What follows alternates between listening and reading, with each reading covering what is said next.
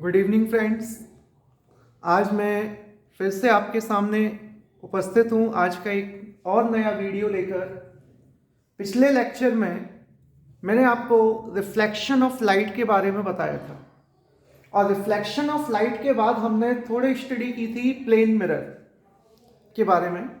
तो plane mirror क्या है? तो जब प्लेन मिरर होता है जिसमें हम अपना चेहरा देखते हैं, उस मिरर को हम कहते हैं प्लेन मिरर। और प्लेन मिरर से रिलेटेड कुछ प्रॉपर्टीज मैंने इमेज की बताई थी, जिसमें कि मैंने आपको बताया था कि the image formed by the plane mirror is always erect, laterally inverted and that of equal size of object. आज मैं आपको प्लेन मिरर से बनने वाली इमेजेस की कुछ अदर प्रॉपर्टीज के बारे में बताऊंगा। तो आप प्लीज इस लेक्चर को, इस वीडियो को बहुत ध्यान से देखिएगा और आप सभी जो भी मैं आप लोगों को पढ़ा रहा हूं उसके नोट्स बनाते चलेंगे तो आपको काफी फायदा होने वाला है। मान लीजिएगा कोई प्लेन मिरर है, जैसा कि आप यहां देख पा रहे हैं, ये एक प्लेन मिरर है और हम जानते हैं कि जो लाइट रे प्लेन मिरर पर इंसिडेंट होती है वो लाइट रे सेम एंगल पर रिफ्लेक्ट भी होती है। मींस यहां हम कह सकते हैं कि जो एंगल आई है और एंगल आर है वो दोनों इक्वल होंगे। तो ये है आपका angle i equals to angle r. I and r both are equal. कुछ देर के लिए इमेजिन कीजिएगा कि अगर यहां पर ये मिरर नहीं होता तो ये जो लाइट रे इंसिडेंट हो रही है ये इस पाथ को फॉलो करते हुए जाती, ये जो मैंने डॉटेड लाइन बनाई है इस पाथ को फॉलो करते हुए जाती। मींस ये इस प्रकार से चली जाती, बीच में मिरर आ गया तो ये लाइट रे इस प्रकार से डेविएट हो गई। तो इसका जो डेविएशन है ये कितना है? तो अगर कोई भी प्लेन मिरर किसी लाइट रे के पाथ में आएगा तो लाइट रे के कारण उसका रिफ्लेक्शन होगा, लाइट रे डेविएट होगी। लाइट रे का डेविएशन कितना होता है आप लोग याद रखिएगा, 180 minus 2i। Deviation produced by single plane mirror is 180 minus 2i। 180 minus 2i, ध्यान से सुनेंगे आपको याद होगा। 180 minus 2i, 180 minus 2i। Okay, जरा यहां दूसरा डायग्राम भी आप देखें।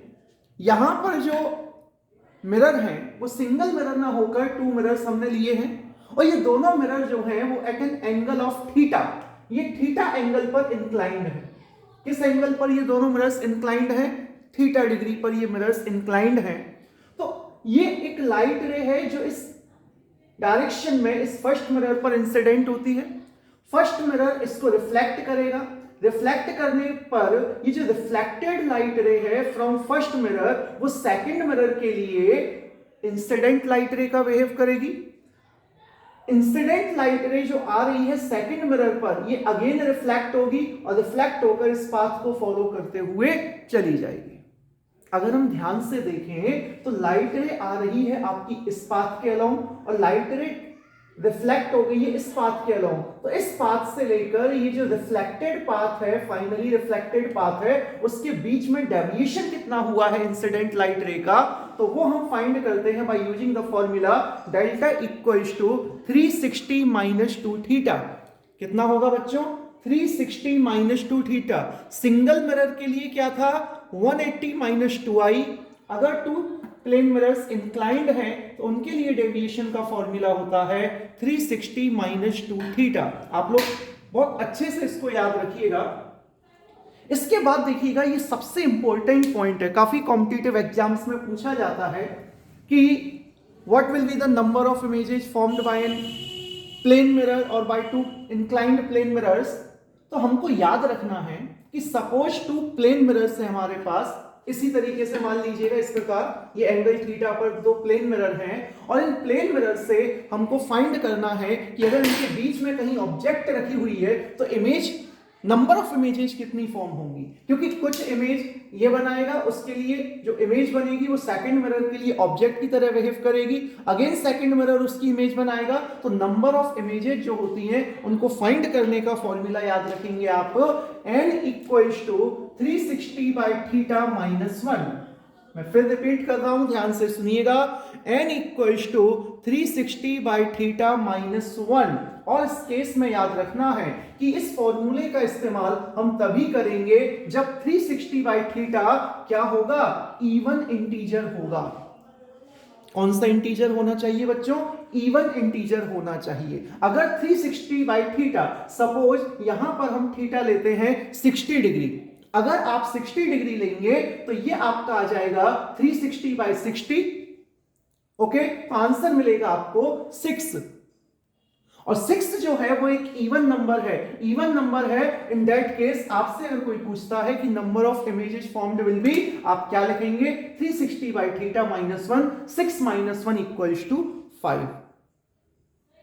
आई होप आपको समझ आ रहा है। सेकंड केस में देखिएगा, आप कहेंगे सर ये भी सेम फॉर्मूला लिखा है, बिल्कुल लिखा है प्यारे बच्चों, लेकिन इसमें एक कंडीशन है। वो कंडीशन क्या है, उस कंडीशन को समझते हैं कि if 360 by theta is an odd integer, अगर 360 बाई थीटा ऑड हो, मान लीजिएगा थीटा की वैल्यू 72 डिग्री है, अगर यहां थीटा 72 डिग्री है तो 360 बाई थीटा 360 बाई 72 आपको मिलेगा 5। इन दैट केस अगर ये ऑड है और ऑब्जेक्ट सिमेट्रिकली रखी हुई है, ये सबसे इंपॉर्टेंट पॉइंट है, ऑब्जेक्ट को कैसा रखा होना चाहिए, सिमेट्रिकली रखा होना चाहिए दोनों प्लेन मिरर के बीच में, उस केस में फॉर्मूला भी वही होगा जो आपने इवन की कंडीशन में पढ़ा है, 360 बाई थीटा माइनस 1। क्या होगा बच्चों formula, 360 by theta minus 1। Third case हम देखते हैं, थर्ड केस में नंबर ऑफ इमेजेस का फॉर्मूला है 360 बाई थीटा, यह -1 नहीं है, ध्यान दीजिएगा बेटा, यह -1 नहीं है। तो इस फॉर्मूले का इस्तेमाल भी कब करेंगे, जब 360 बाई थीटा की वैल्यू जो होगी वो ऑड होगी।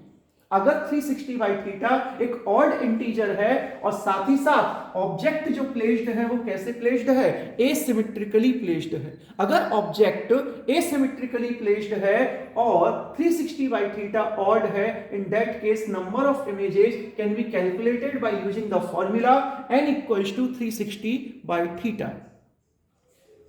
अगर मैं फाइनली एक बात कहूं कि आपको केवल ये याद रखना है, जहां कहीं भी एसिमेट्रिक टर्म आ जाएगा तो आप इस फॉर्मूले का इस्तेमाल कीजिएगा, अदरवाइज चाहे वो सिमेट्रिकली हो ऑड की कंडीशन में या फिर इवन की कंडीशन हो, आपको फॉर्मूला इस्तेमाल करना होगा n equals to 360 by theta minus 1, n equals to 360 by theta minus 1।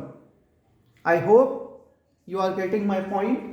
Now the next point is, ये भी काफी पूछा गया है कॉम्पिटिटिव एग्जाम्स में, तो यहां मैंने लिखा है if plane mirror is rotated through an angle theta. मान लीजिएगा ये आपके पास एक प्लेन मिरर है, this is a plane mirror, ये प्लेन मिरर है, ये प्लेन मिरर है, ओके। यहां पर ये आपने नॉर्मल ड्रॉ किया हुआ है, this is your normal. Suppose यहां पर एक लाइट रे है जो इंसिडेंट हो रही है, दिस इज इंसिडेंट लाइट रे and its path is along the normal. तो ये लाइट रे जो इंसिडेंट हो रही है, आपको मालूम है कि इंसिडेंट एंगल इस केस में कितना होगा, तो इस केस में इंसिडेंट एंगल होगा बच्चों 0 डिग्री, इंसिडेंट एंगल होगा 0 डिग्री।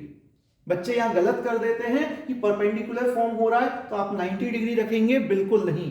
क्यों, क्योंकि इंसिडेंट रे नॉर्मल के साथ जो एंगल फॉर्म करती है उस एंगल को कहा जाता है angle of incidence, and incident ray normal के अलोंग है, सेम डायरेक्शन में है। इस केस में थीटा जो होगा, इंसिडेंट एंगल आई जो होगा वो 0 डिग्री होगा, और अगर 0 डिग्री आई है तो एंगल ऑफ रिफ्रैक्शन भी आपका कितना होना चाहिए, 0 डिग्री होना चाहिए, ओके।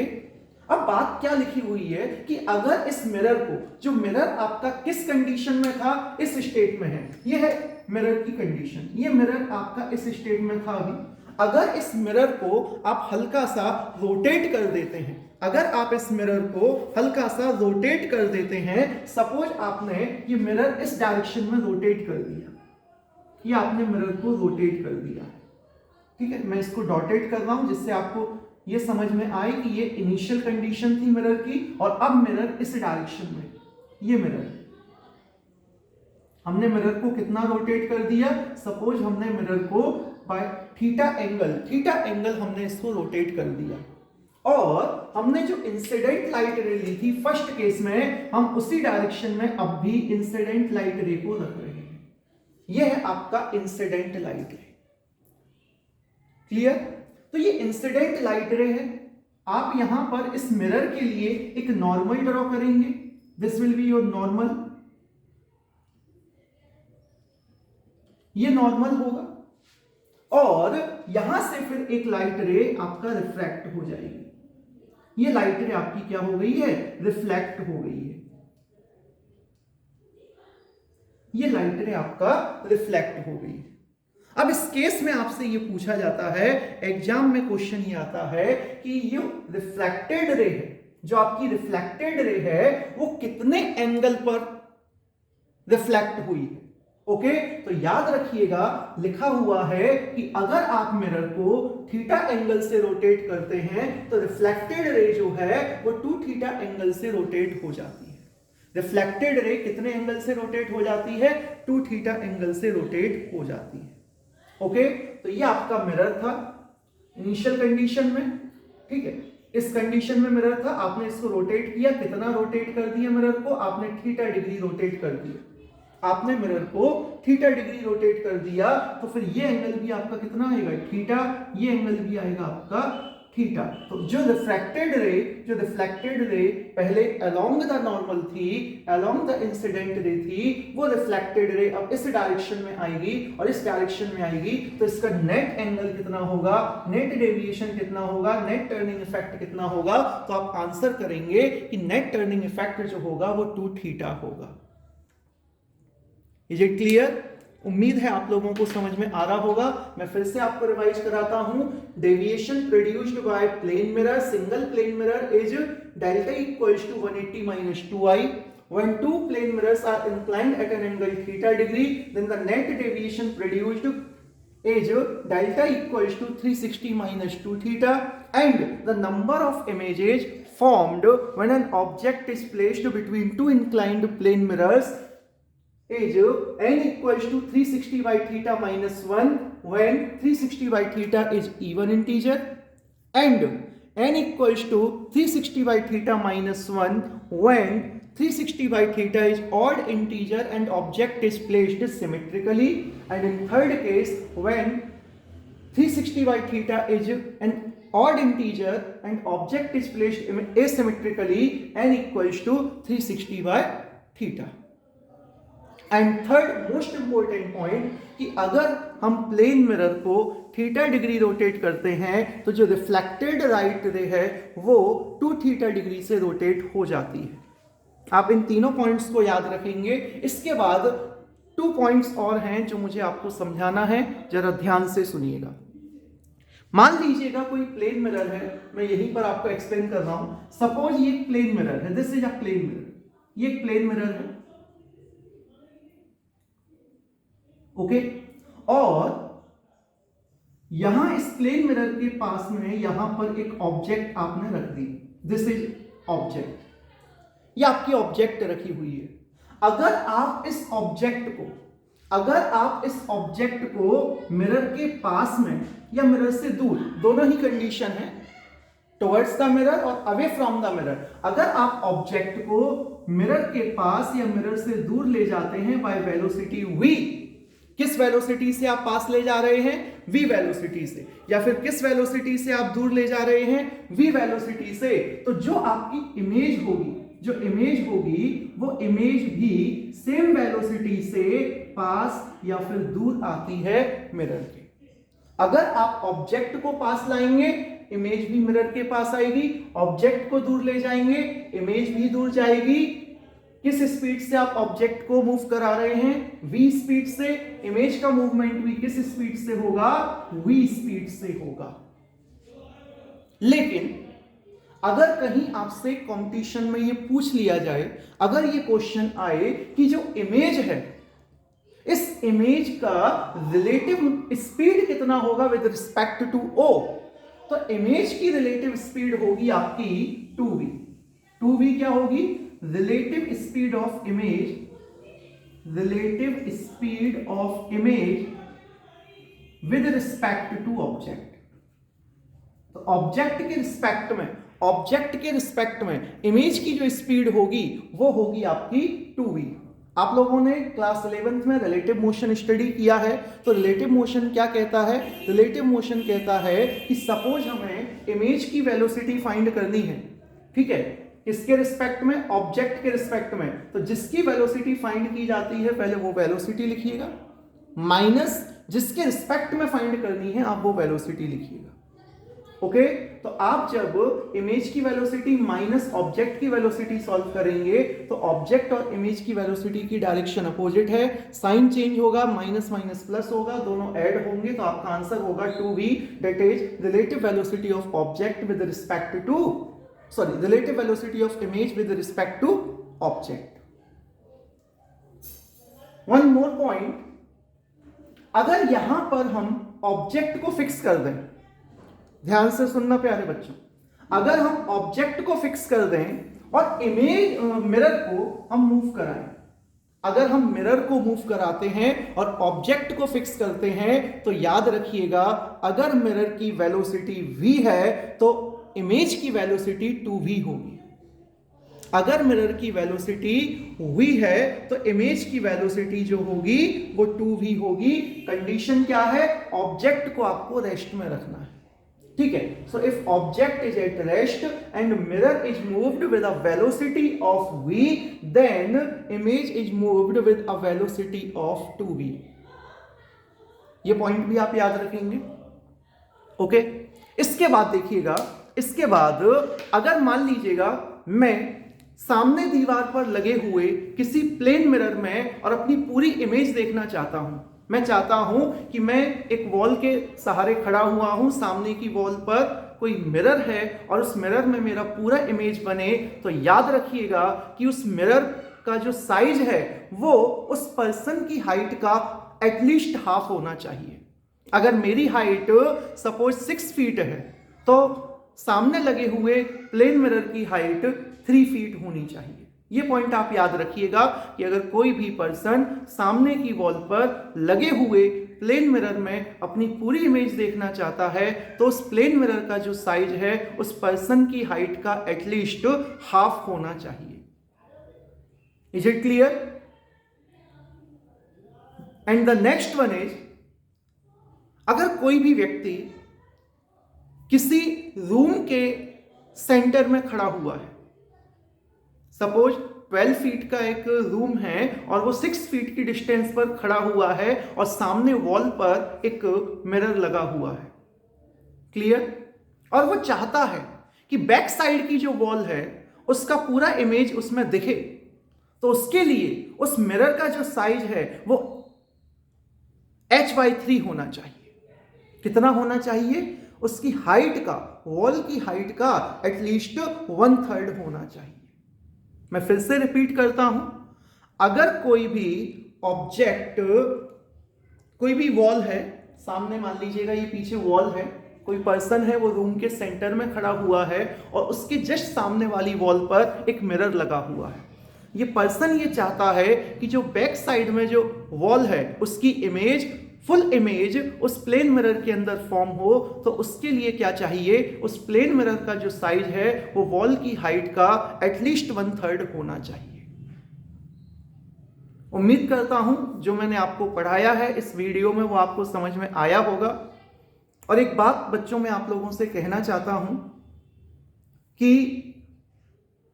जिस कोरोना महामारी में ये पूरी सृष्टि, पूरा जगत त्राही मचा रहा है, इस कंडीशन में भी हमको अपने लक्ष्य से पीछे नहीं हटना है। मैं मानता हूं कि एक मानसिक दबाव आप लोगों के ऊपर है कि पढ़ाई भी करनी है, कोरोना से भी बचाव करना है, सारी बातें हैं। उन सबको ध्यान में रखते हुए मैं आपसे कहना चाहूंगा कि उद्यमेन ही सिद्ध्यन्ति कार्याणि न मनोरथै न ही सुप्तस्य सिंहस्य प्रविशन्ति मुखे मृगा। अर्थात उद्यम करने से, परिश्रम करने से, मेहनत करने से ही किसी कार्य की सिद्धि होती है। आप मेहनत नहीं करेंगे, आप कठिन परिश्रम नहीं करेंगे, आप परिणाम तक नहीं पहुंच सकते, या फिर जो आप चाहते हैं आप वहां उस गोल को अचीव नहीं कर सकते। जिस प्रकार अगर मान लीजिएगा किसी शेर को भूख लगी है तो सोते हुए शेर के मुख में हिरण स्वयं प्रवेश नहीं करेगा कि भैया शेर सो रहा है, इसको भूख लगी होगी, मैं जाऊं और उसके मुंह में प्रवेश करूं, इसकी भूख मिटा दूं। इतना दानी आज के टाइम पर कोई नहीं। तो क्या होगा, उस कंडीशन में उस शेर को जाकर उस हिरण का शिकार करना पड़ेगा, तभी उसकी भूख शांत हो सकती है। तो सोते हुए शेर के मुख में जिस प्रकार हिरण प्रवेश नहीं करता, वैसे ही केवल सोचने भर से, मेहनत न करने से, उद्यम न करने से, परिश्रम न करने से हमें लक्ष्य की प्राप्ति, हमें फल की प्राप्ति कभी नहीं हो सकती है। तो आज से ही आप कमर कस लीजिएगा और अपने फ्यूचर के लिए आज से ही मेहनत करना स्टार्ट कीजिएगा। Thanks for watching. अगर आपको मेरा वीडियो पसंद आए तो प्लीज इसे लाइक कीजिएगा, सब्सक्राइब कीजिएगा और अपने दोस्तों तक शेयर कीजिएगा। Thank you.